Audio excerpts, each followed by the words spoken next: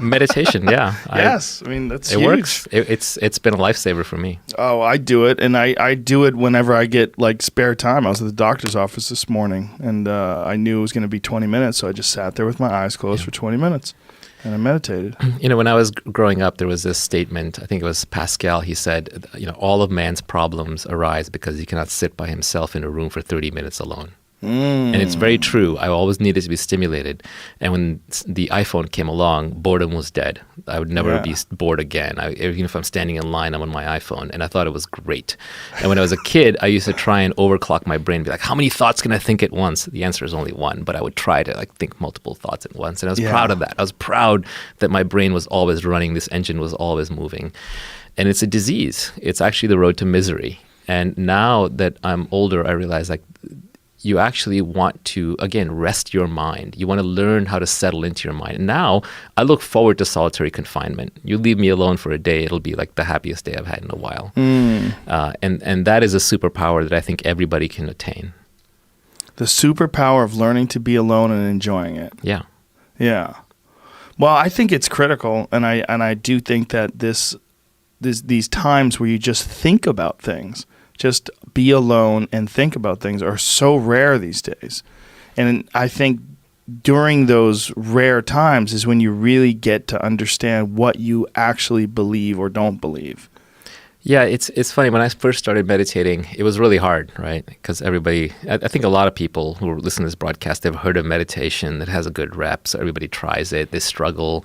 They kind of give it up. It's one of those things that everybody says they do, but nobody actually does, right? It's like not eating sugar, right? Everyone talks about how, I don't eat sugar. But like, then the dessert tray rolls around and everyone's going for the cookies, right? Yep. So it's become one of those things. And in fact, it's now even become a signaling thing where it's like, oh, how much did you meditate? I meditated this much. Or, there are people now wearing headbands saying with Tweety birds that chirp, and then when they're in deep meditation, I don't know how they make it work, but they'll be like, I got a lot of chirps today. How many chirps did you get? Oh, right? God. Oh, your meditation technique is wrong. Mine is right. But really all it is the art of doing nothing. Okay. And it's important because I think when we grow up, right, there's all this stuff happening to you in your life. And some of it you're processing, some of it you're absorbing, and some of it you should probably think a little bit more about and work through, but you don't. You don't have time. So it gets buried in you. And it's all these preferences and judgments and unresolved situations and issues. And it's like your email inbox. It's just piling up, email after email after email that's not answered, going back 10, 20, 30, 40 years. And then when you sit down to meditate, those emails start coming back at you. Hey, what about this issue? What about that issue? Have you solved this? Did you think about that? You have regrets there? You have issues there? And that gets scary. People don't want to do that. So like, it's not working. I can't clear my mind. I better get up and not do this.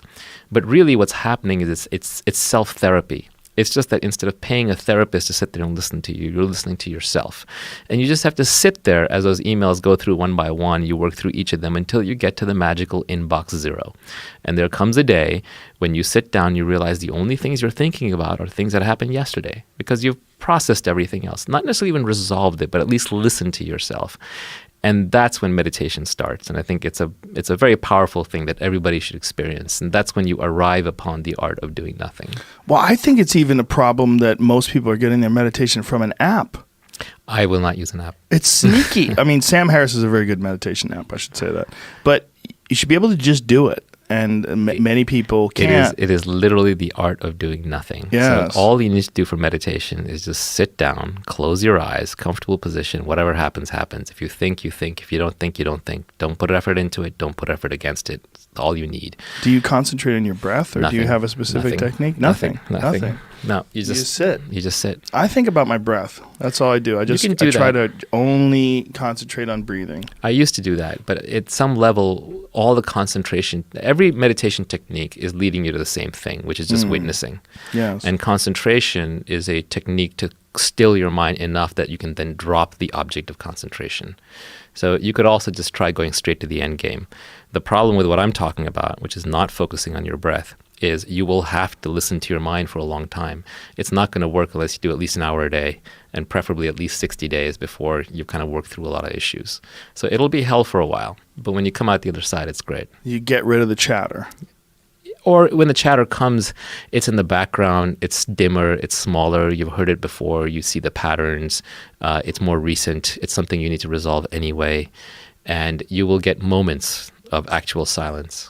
What's your ultimate state when you meditate? Like, is there a state where you've achieved, rarely, if ever, where you just you're in bliss, or you're in harmony, or you're in enlightenment? Like, what?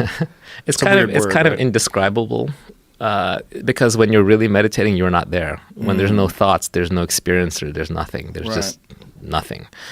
So it's hard to describe, but I would say that it's like you can definitely, every psychedelic state that people encounter using so-called plant medicines can be arrived at just through pure meditation. And I've definitely hit some of those states. You've hit some transcendent psychedelic states where you're hallucinating the whole deal? I've had trippy visuals. I've had the kind of the lights and colors. I've had the so-called downloads. I've had the realizations. I've had the bliss. I've had the light. I've had the colors. But not every time. No, it's rarely. And in fact, I would say that's also like an experience that you can start craving, which will then actually take you out of meditation. Where you really, and I'm not enlightened or anything close to it, so not even the ballpark, but my own experience, and this is just personal experience, is the place where I end up the most, that is really the one that I want to be at, is peace. It's just peace. Peace, happy.